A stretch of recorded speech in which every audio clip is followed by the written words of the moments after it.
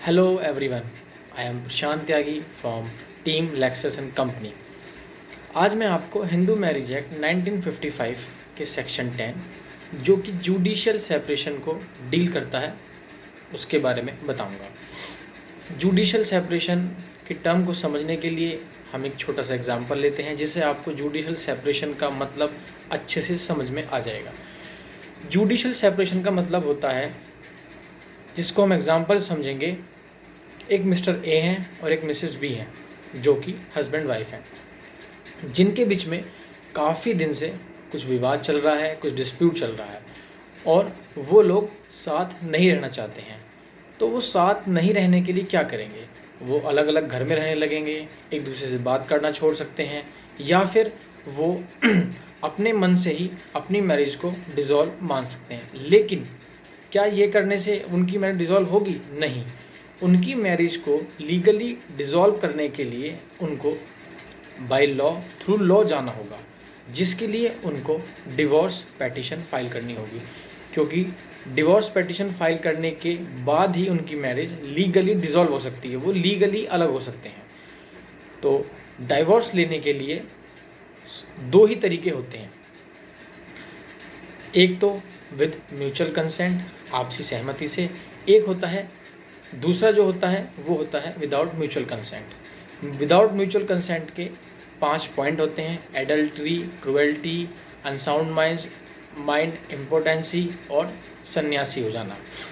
तो सबसे पहले हम समझते हैं विद म्यूचुअल कंसेंट, आपसी सहमति, जिसको समझने के लिए मैं फिर से एक एग्जाम्पल का उपयोग करूँगा जिससे आपको बेहतर समझने में बहुत आसानी हो जाएगी। विद म्यूचुअल कंसेंट, एक मिस्टर ए हैं और एक मिस्टर बी हैं, मिसेस बी हैं। उनके बीच में काफ़ी दिन से विवाद चल रहा है, वो साथ नहीं रहना चाहते हैं, बहुत मेंटली डिस्टर्ब हैं, परेशान हैं। तो एक दिन मिस्टर ए मिसेस बी से कहते हैं, अपनी वाइफ से कहते हैं कि देखो, हमारे बीच में जो ये डिस्प्यूट चल रहा है वो सही नहीं है, या तो हमें अलग हो जाना चाहिए या फिर हमें साथ अच्छे से रहना चाहिए। तो मिसेस बी कहती हैं कि मैं आपके साथ अब नहीं रह सकती हूँ, मेरे और आपके बीच में जो भी कुछ था वो ख़त्म हो चुका है, मुझे आपसे अलग होना ही है। तो मिस्टर ए कहते हैं, अगर तुम्हें यह लगता है कि तुम मेरे साथ नहीं रह सकती हो तो ठीक है, फिर हम लोग आपसी सहमति से डाइवोर्स ले लेते हैं, म्यूचुअल कंसेंट से डाइवोर्स ले लेते हैं, जिसके लिए उन लोगों को एक पेटिशन, एक एप्लीकेशन कोर्ट में फाइल करनी होगी अपने एडवोकेट के थ्रू, जो कि सेक्शन 13B म्यूचुअल कंसेंट को डील करता है।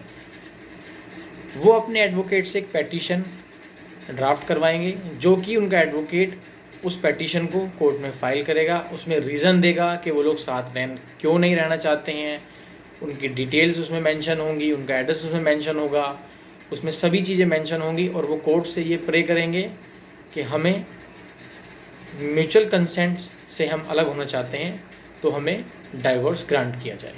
सबसे पहला तरीका तो आप ये समझ गए होंगे। दूसरा तरीका होता है विदाउट म्यूचुअल कंसेंट। बहुत सारे ऐसे केसेस होते हैं जहाँ पर विदाउट म्यूचुअल कंसेंट भी हस्बैंड या वाइफ डाइवोर्स पेटिशन फाइल करते हैं।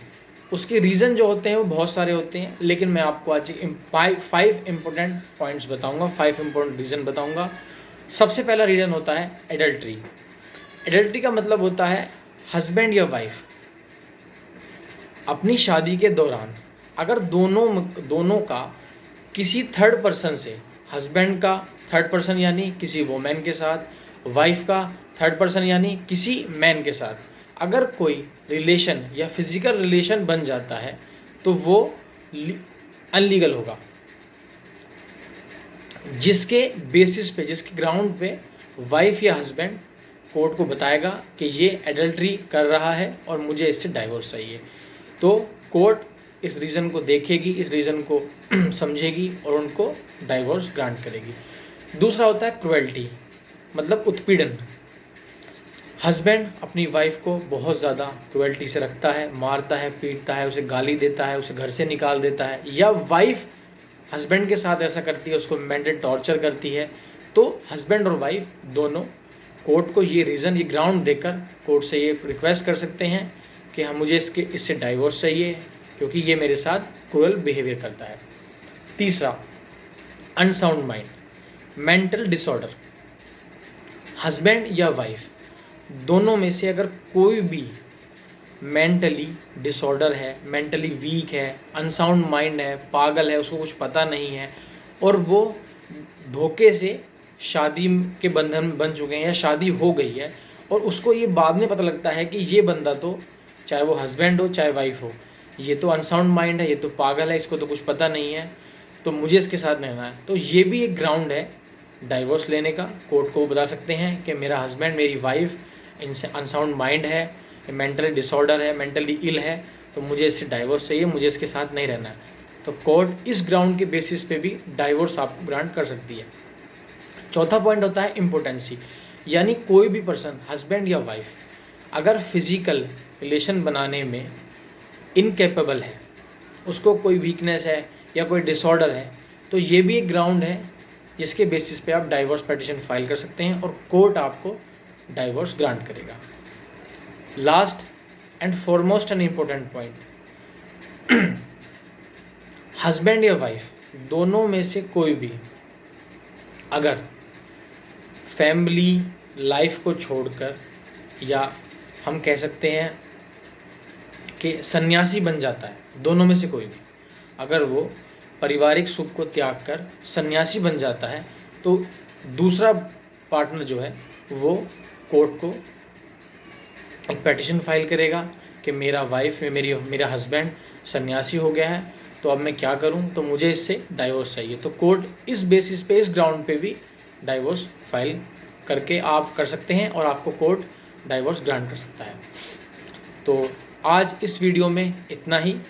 अगली वीडियो में मैं कुछ इम्पोर्टेंट पॉइंट्स हैं जो डाइवोर्स से रिलेटेड हैं, जैसे कि चाइल्ड कस्टडी, जो बच्चा शादी के दौरान पैदा होता है उसकी कस्टडी किसको मिलती है, कैसे मिलती है, किसको मिलती है, वो डिस्कस करेंगे। जो प्रॉपर्टी हस्बैंड या वाइफ के पास होती है उसका डिस्ट्रीब्यूशन कैसे होता है, ये 2 पॉइंट हैं, इनके बारे में हम डिस्कस करेंगे अगले वीडियो में। तो तब तक के लिए स्टे सेफ, स्टे ट्यून। हमारे चैनल को सब्सक्राइब कीजिए, बेल आइकन को प्रेस कीजिए ताकि नेक्स्ट वीडियो जब भी आए उसके बारे में आपको जानकारी मिल सके। And thank you so much, have a nice day.